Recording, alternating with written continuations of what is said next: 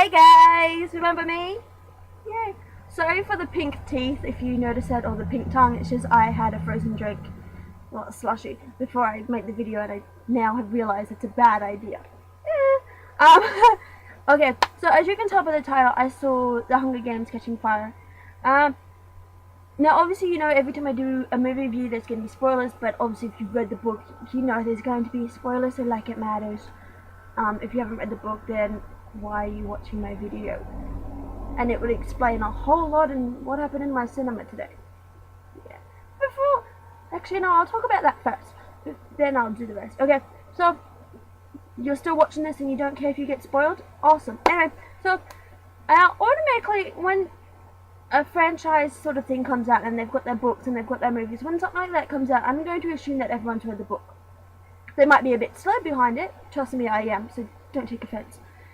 I'm only up to the first page of book 3 and it's taking me how long? So if you're still reading the first book, don't take offense to what I said. Now automatically I assume everyone who goes to see that movie has read the book. No. But today I think I was the only one who read the book of book 2. I was kind of annoyed. Everyone was like, why are they kissing all the time? Why is he kissing her? Shouldn't they be kissing? What's that? Why is that happening? It's just like, oh, I don't want to hear what? Why? Just read the goddamn book and you'll understand. And then when the movie ended, the person sitting behind me goes, oh, so there's going to be another movie? Yes, genius, there's going to be another goddamn movie because there's 3 goddamn books. Sorry. I just automatically assume people read books. So, if you took offense to that and you don't read books, then I'm sorry, but just read the goddamn book already.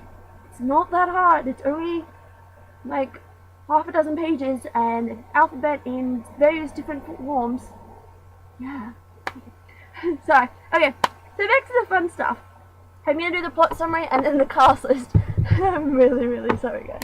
Okay, Katniss Everdeen has returned home safe after winning the 74th annual Hunger Games. Along with fellow tribute Peter Malak, winning means that they must turn around and leave their family and close friends, embarking on a victor's tour of their districts. Along the way, Katniss senses that a rebellion is simmering. Pardon me. But the capital is still very much in control as President Snow prepares the 75th annual Hunger Games, the Quarter Quill, a competition that could change Pan Am forever. Dun dun dun! Yeah, that's pretty much it in a nutshell. If you haven't read the book, then that's still it in a nutshell. If you have read the book, you'll understand that is it. So I'm going to be saying that a lot, okay? I'm just really annoyed. Sorry. Okay, so when I saw it, I was excited for it. I saw the first movie. Did I say first book? But I saw the first movie like probably a month ago. And it's been out for how long? I am so slow, aren't I? Sorry. I saw it like last month and I thought it was okay. It could have been better, but it was okay. Now I liked this one better, though it could have been done a bit better. I liked how they kind of threw everything from the book onto the screen. And I was like, that is awesome. They've got the monkeys, they've got the poison fog, they've got the blood rain, they've got the lightning, they've got people dying, they've got this and that. Yay! For someone that's actually correct to the book. I had to think. I mean, not many films stick by the book, and when they do, I'm really excited. So thank you to whoever directed the film for copying the book. Almost exactly. There's probably a few things that I would have liked done better, but yeah, what can you do? It's a movie, and it has to be short. So it was pretty good, and you've got your usual stuff. You've got the tributes coming home. You've got Katniss still freaking out that she's just shot someone when actually she's shooting at a turkey, and she's like having this massive spaz attack. Sorry, you know, she has that post-traumatic disorder. Is that what it's called? PSD? I don't know. I'm not a doctor.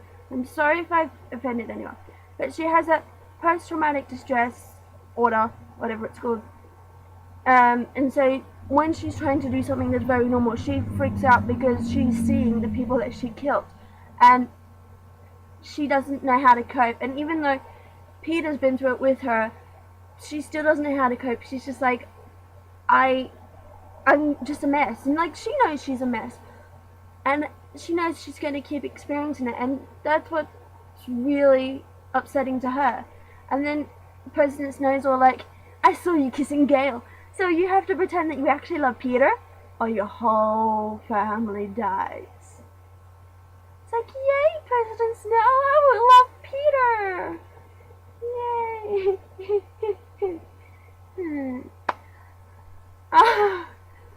But you know, if you've read the book, you kind of understand. I actually liked the movie. It was a bit slow in a part, so I was like, okay, this is kind of boring. Why am I sitting here? Why is this movie taking so long? But other parts I was like,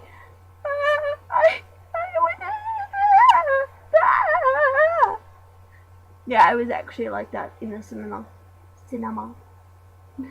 All your favorites from the first movie return, and I just looked at the cast list and I was like, holy crap, that's that guy from Princess Diaries. He was in this movie.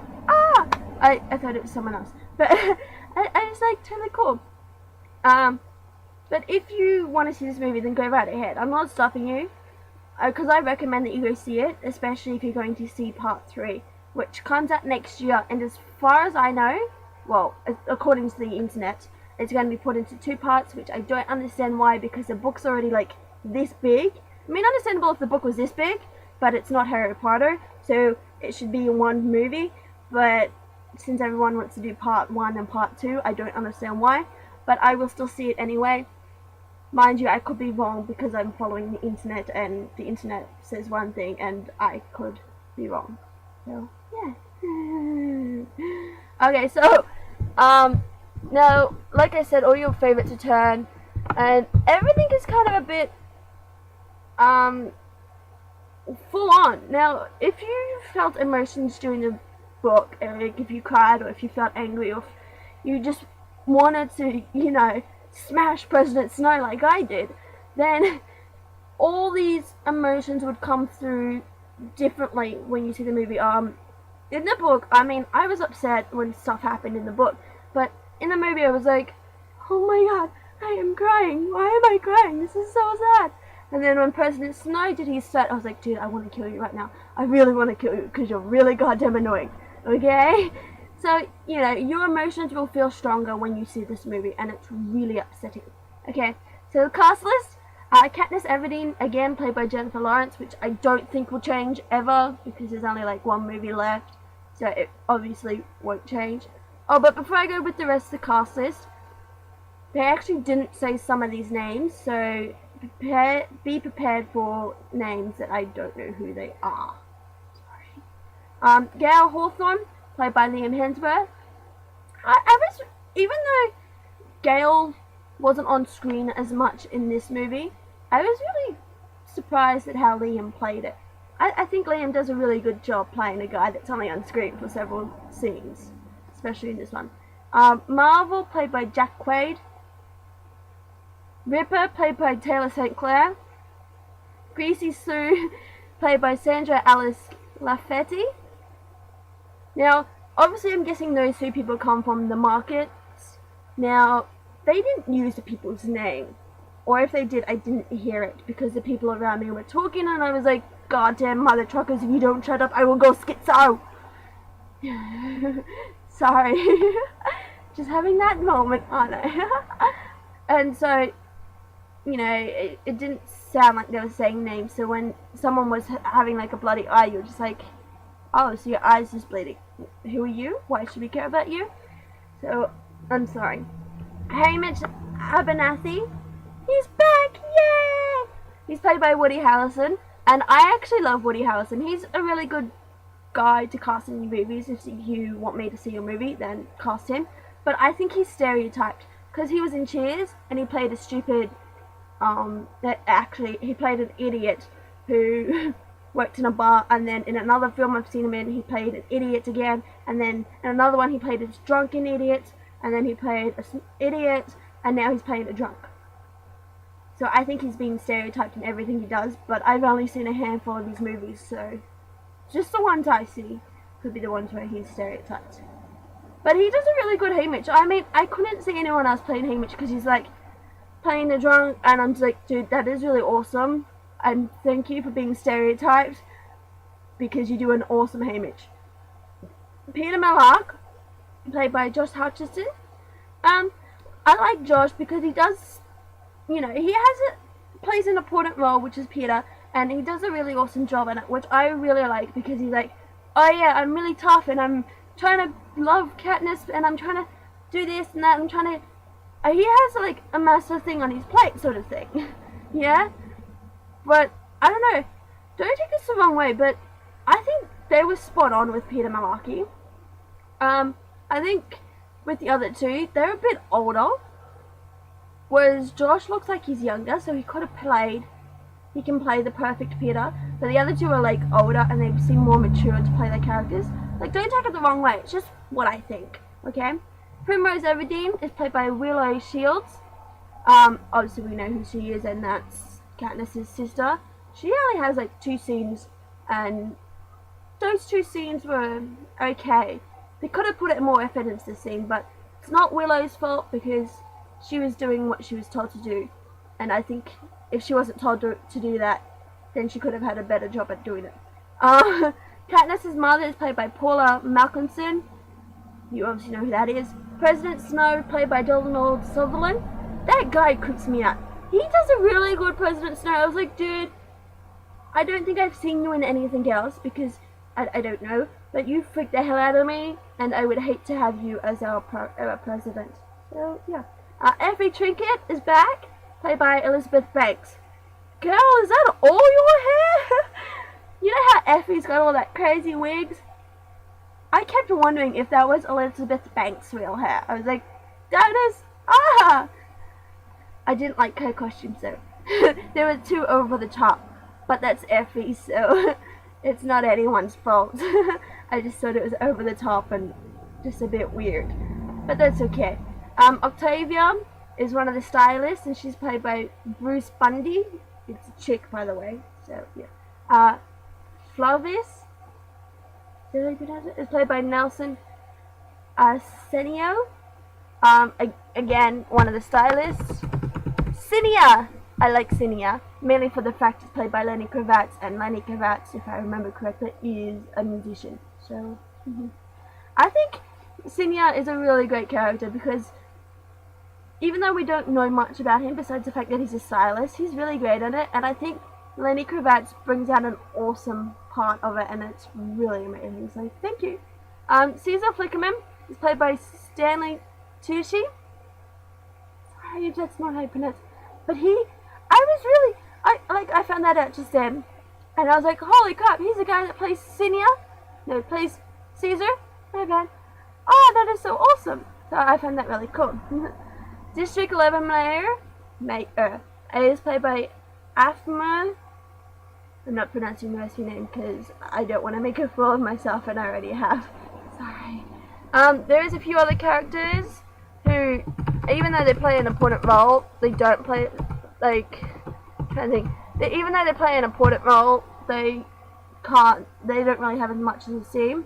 But I can do the people who, I'm doing the rest of the list, so don't worry about that. Plurtrich Heavensby is played by Philip Seymour Hoffman. I liked his character, mainly for the fact he was the only normal one. Like, everyone's over the top with their clothing, and everyone is crazy for something or other, someone wants this and that. He was pretty calm. He was like, I'm going to dress the way I want, and that's going to be pretty normal, and I'm going to twist the world around. And it's pretty cool. Cray is Wilbur Fitzgerald, Cray is one of the peacekeepers who only has like a 30-second scene. Commander Thread is a bad guy who you don't want to get on your, who you don't want to cross, is played by Patrick St. Esbret. Gloss is played by Alan Richardson. Kashmir, played by Stephanie Lee Scones. Euphoria, played by Mita Goulding. BT, played by Jeffrey Wright. Wirus, played by Amanda Plummer. Female Morphing, played by Megan Hayes. Finnick Oda, played by Sam Kelvin. Annie Cresta, played by Steph Dawson. Max, played by Liam Cohen. They were the tributes. The rest of the tributes, the ones from the other places. Yeah, cool. Also Joanna Mason, who's played by Jenna Malone. They all played really. They weren't really on scene as much as the main characters. But when they were on scene, they're really good. And I don't know, I'm gonna say that for all of them, aren't I? I think they did a great job with their characters, the actors. Now, I've never seen Lynn Cohen in other things, so I don't really know if what she does is a real thing. But for a chick who doesn't have any lines, for a chick who is only in the scene, like in half the movie, she did a really good job. And I was like, you know what? You're pretty awesome. And I'm sad to see that you only had half a movie. But from what you were in, you're pretty awesome, so thank you. Claudius Temple Smith is played by Toby Jones. Yay, Toby! He was only in like 2 scenes. So, yeah. Okay. There's a few other tributes, so if you really want to know him, go ahead. Chaff, Brutus, and Cedar. They're more tributes. E. Roger Mitchell plays Chaff. Bruno Gunn plays Brutus. Maria Howell plays Cedar. So you know who they are. Celia and Wolf are tributes as well. Celia is played by Alan Snatch, and John Casino plays Wolf. Like I said, if you want to know who other people are, then go right ahead and Google it. It's not that hard. I mean, I just use my computer then for that. So I think you should go see the movie because it is pretty cool.